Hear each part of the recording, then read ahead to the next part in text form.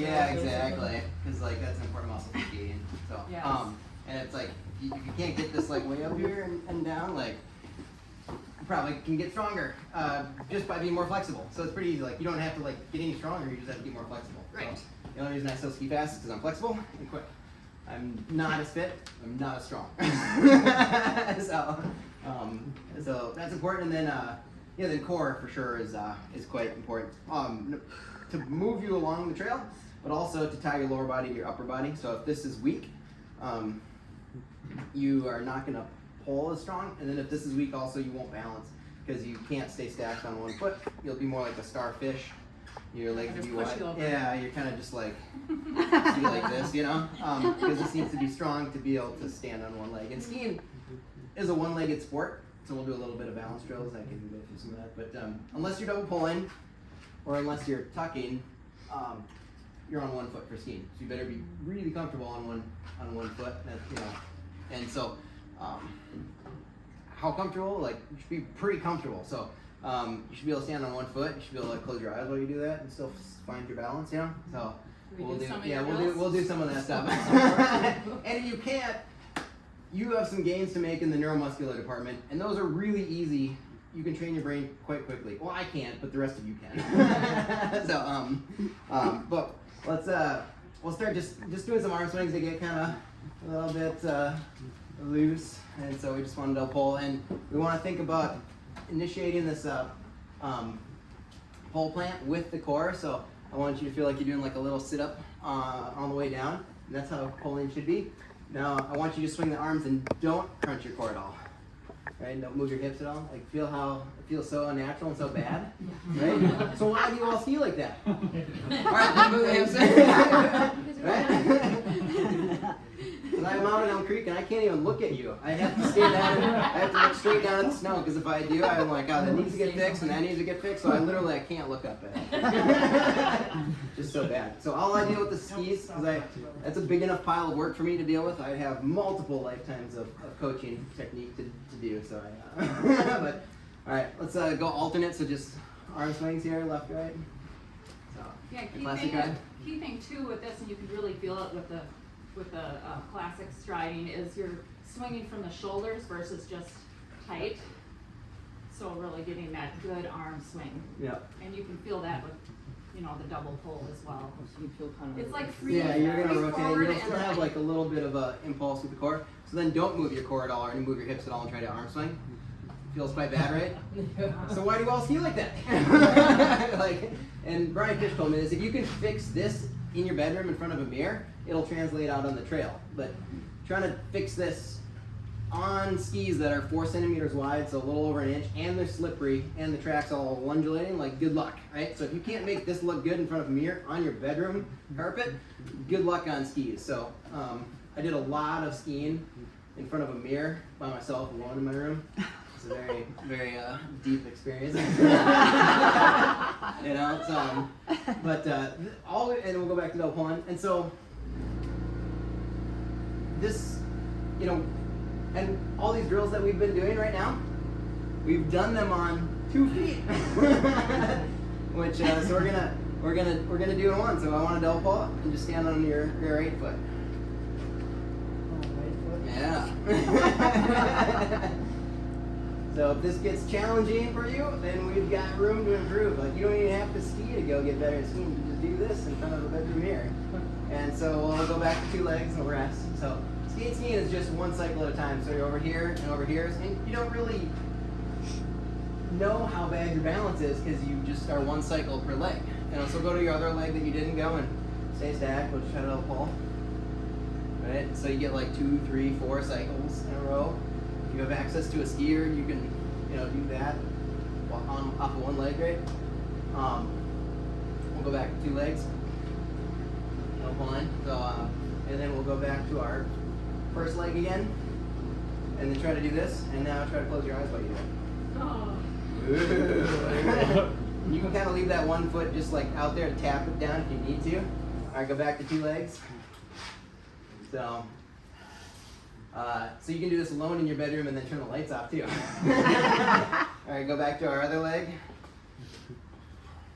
And then close those eyes. Ooh, that's hard for me on the left side. Right? So, again, and we'll go back to double pulling. So, and we're gonna then go to classics arms here. We're gonna balance on that just one foot here.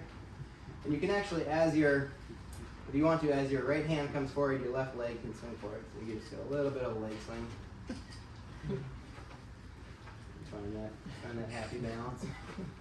And then you can definitely modify this. You know, if you want to have your leg go up, you know, you can. That's kind of a fun one. And then if you feel energetic, you know, then you can start adding stuff like impulses. You come up a little bit, right? And that's fun. And then you can do tie-bow style, so you can get like a little bit forward and back, right? And if you really want to, you can drive this knee straight up and land. So we'll go to our other leg. So I'll just stand static here. But like I said, the only reason I ski fast is because I'm quick and flexible. And I'm trying to hold on to Ghosts of Fitness Pass, but they keep aging farther away from me. So we'll add just a little bit of a hop. I don't know if I believe in that, because did you just win that roller skate race? No, Zach Hedrick's a baby. But he's a little bit younger. Yeah, that's true. Just a little. And then we'll go back to standing on two legs here. Did you go down the pond We skied it. with your skis on? Oh yeah. I've done roller ski tracks in Europe though, and that up there is G-rated. Like in Europe, they tape mattresses to the trees so you don't die.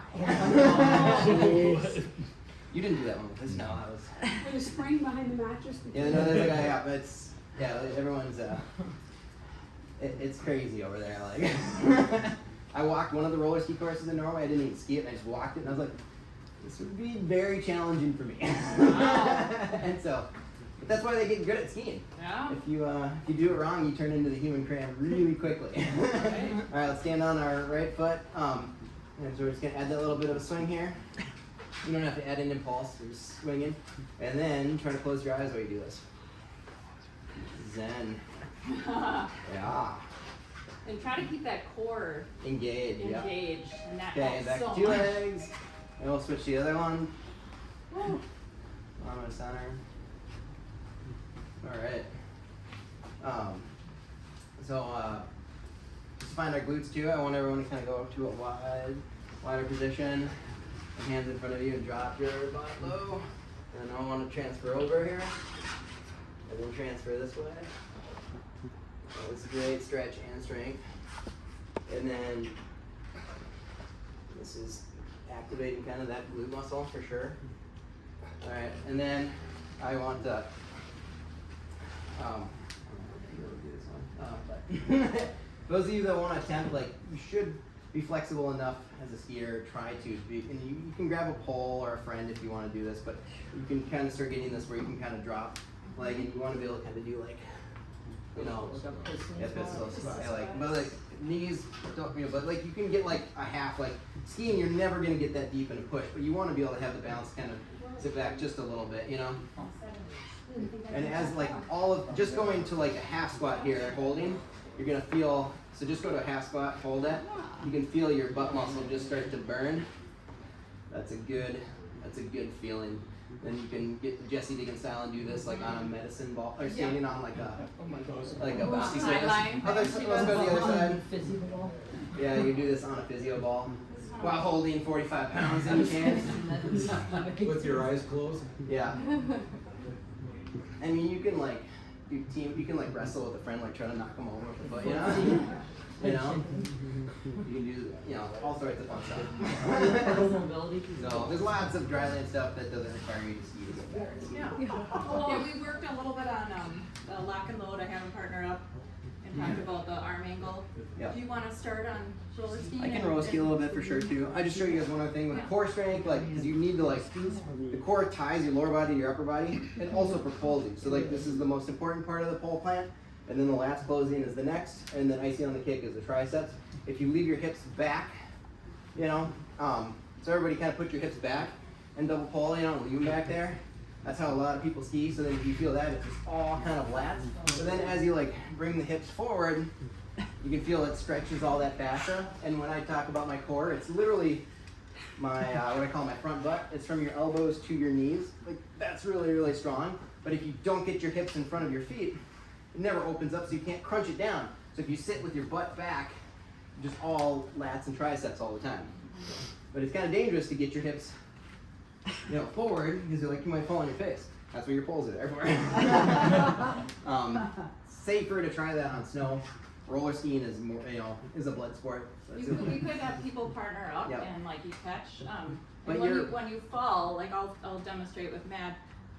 You want to have this forward shin angle when I'm falling, and I'm just completely. You want to be able to you want to ski always in that position where you're right on the edge of falling forward. So you get back on your heels. You don't play sports from your heels. Like I can't try to jump off your heels or do anything. You can't. So why would you ski like that? You need to be on the forefoot to play sports. Because then I can jump and I can land, right? If I'm on my heels, I can't do anything. It's like trying to put a hand on the floor versus like have my elbow on the floor. No, you need to be midfoot forward is where the sports happen. When you're on your heels, that's the position you assume when Jordan or LeBron comes around you to dunk on you. Or like trying to wrestle somebody. I can make my juniors wrestle with each other. Because then you're not going to let your friend push you over and be back, right? So you need to be skiing in the front. But a lot of people get too far back on the heels. And then you're just in the penalty box the whole time because everything's back. Everything needs to be kind of forward is where it needs to be. That's scary because that's where your face can land in the snow. Is it far enough forward that if you were in the middle of your normal rhythm and someone just took your poles away, You would kind of fall on your face. Yeah, you'd be very, probably. Okay.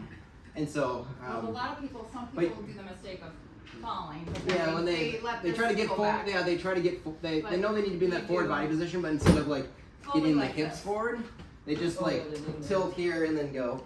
Right? So I see a lot of skiers that are this way, because they're trying to get forward, but it's just from a waist bend. We're trying to get forward from like angles in the lower body and the hips kind of pressing forward. Okay. So if you're like skiing along, I like to ski along without poles, classic or skate, and grab my big butt and just kind of push myself forward. It's like a little, and Igor Badamshin, who used to be a coach of mine, he would take these bands, he'd be on a bicycle, I'd be roller skiing, and he would literally pull me forward as I'm skiing along, and be like, whoa! To try to get that feeling of going, because a lot of people leave the hips static and then too far back. So we want them hula hooping, and we want to get the sit bone here on your hip needs to be kind of at least to your feet. If you're a world-class athlete, you can get that forward, right? But if you don't even get your sit bone to neutral, you're always just kind of set back. So. And a good thing with that is the pelvic tilt. So basically, this is regular neutral, and then pelvic tilt, you're squeezing your glutes, and it's this extra free energy to go down the track versus, your arms help you to do that with the arm swing, and then your glutes and your hip swing. Yeah, and you can do that I'll make my junior double pole without poles on a slight downhill. So they don't have any poles to move them, and they'll be double pulling down a slight downhill just from that hip mobility. It's a good drill. It's harder if you've got like sticky kick wax on, but if you're on skate works great. Okay. You can even do it on roller skis. Again, wear gloves in case you If you take your poles and kind of put them back behind you like this, it almost kind of forces you into that Yep, position. it will do that for You sure do that too. in like downhill skiing, it's the same concept. And then just on strength stuff, core is important because it leads the compression. It also gives you all your core is in the core you're dynamic. You have this impulse, and it also needs to be statically strong to kind of hold you in a static position. Mm-hmm. If your core is not strong, you're gonna look like Gumby, like tilting this way, and like everything's going on. Mm-hmm. And one of my favorite core exercises is just a hollow. Like you can do all sorts of variation, but if you're gonna be able to ski well, you should just be able to hold your back off. You should be able to do a hollow position.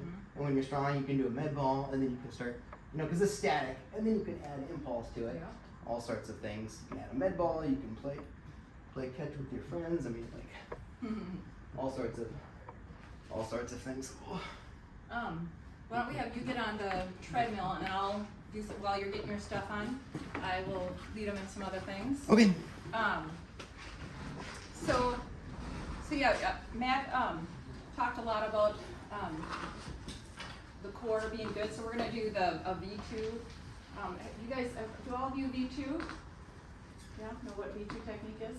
So it's a great technique for climbing, you know, gradual hills. Obviously, steeper hills, you have to have a little more tempo, and it gets a little more difficult. But what we want to do, a lot of times people tend to not be stacked and like have that core stability, because it's a lot of balance, right, to be on one ski. So you want to have a stacked body before you pull. A lot of people pull right here in the middle versus right here and then go over.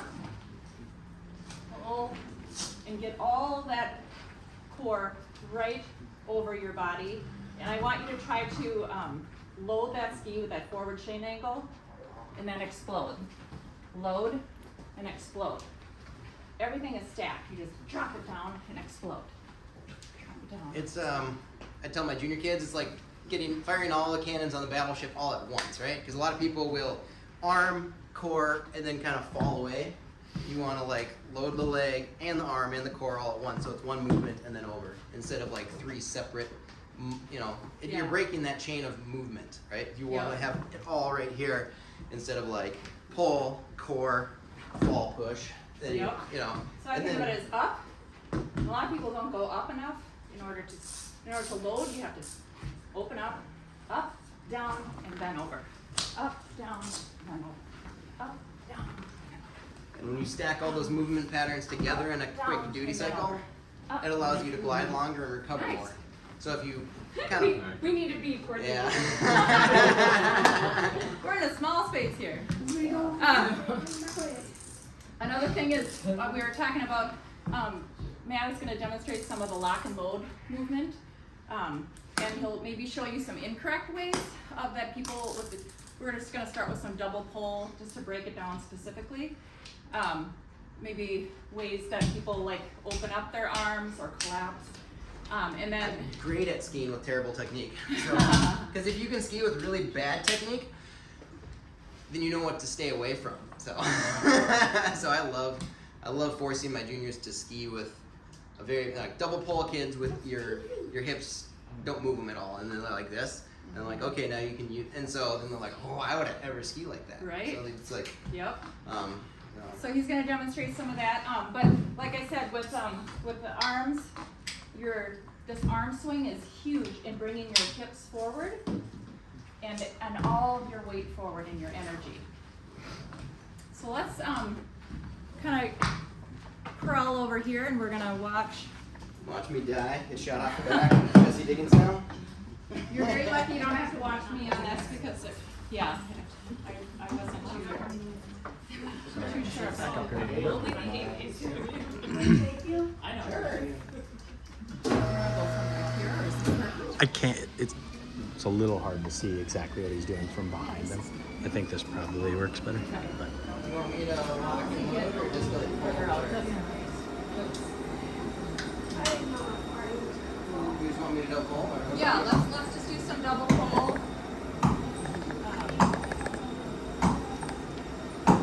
See, I want you to watch his upper body.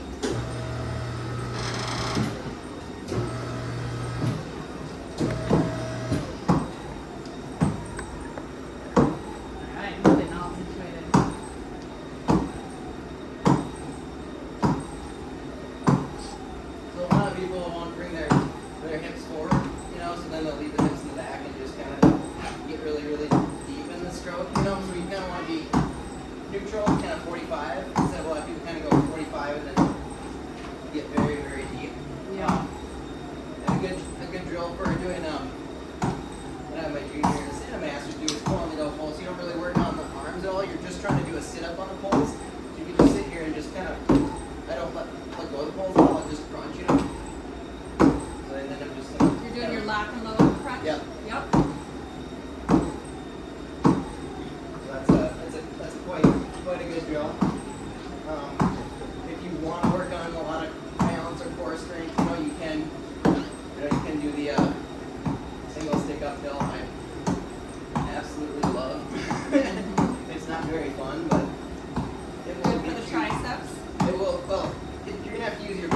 is like, that's the thing is if this is like impossible for you, it's you're relying on your triceps. And so you need to try to do this with like you know, this is almost locomotive. You're trying to use a very strong core impulse. Awesome. You want to go into G1 Okay. or legs only? Yeah, I mean, Like transfer? for sure. So for when I'm skating, or legs only, or just in general, I kind of pretend like there's a box that I'm in, you know. that moves with me as I ski. So I'm not like stepping out of that box. Like I kind of want to. A lot of people when they ski, they feel down first, so kind of like a stepping motion, and you get the back of the wheel hitting first. I'd like to kind of set the ski flat, or if you're really good and your hips are forward, you can set your front wheel to the front of your wheel down first. So when I ski with myself, I'm pretty quiet on my skis, because that's a lot of people set the ski down quite aggressively, and so when most of our customers come and use this here at me for technique in their skating, it sounds a lot louder.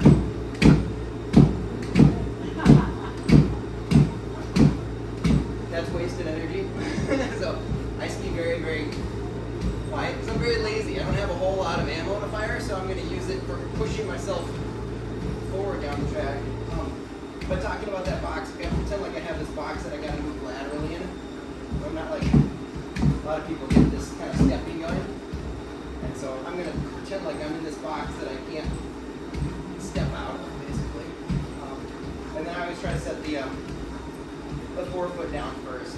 And, you know, and there's a lot of strength and mobility you need, like in the hips, right? So Yeah, talk about your leg extension, how important that is.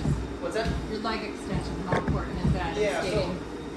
So most people, they don't finish the push, so when I finish, I kind of let tension on the legs. A lot of people kind of like hold the ski upright like this. Like you should try to finish the push. So as you go off, like you're gonna point the toe back a little bit. So a lot of people, they don't want to catch their tips at all, so then they kind of keep tension in the legs, and then the ski's always kind of pointing up. I kind of want to let get the push done first, and then let the leg relax. You know, so most people when they skate, just all tension in the legs all the time.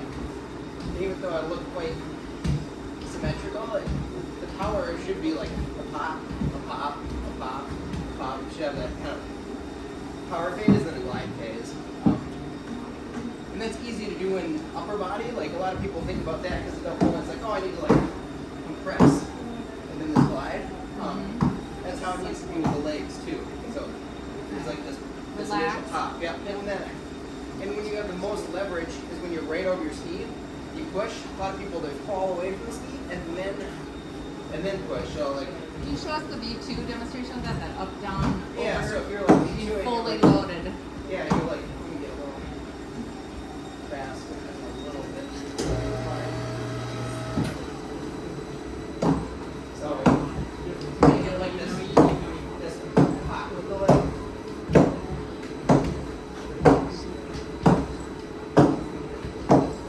A lot of people when they beat you, they just kind of stand in the middle like this, you know? Yeah, you guys see the difference between him shifting his weight fully?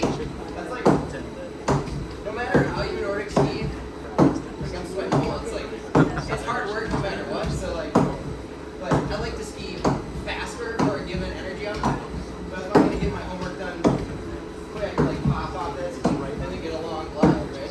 So he's fully stacked, and then he's pushing. Nice. Because force is mass times acceleration. Like I said, I'm just going to try to be quick, so I can add pressure really quick and then get a long glide. Awesome. The only way I get to keep up with the fit kids is I get my homework done quicker, and then I can glide like a long time.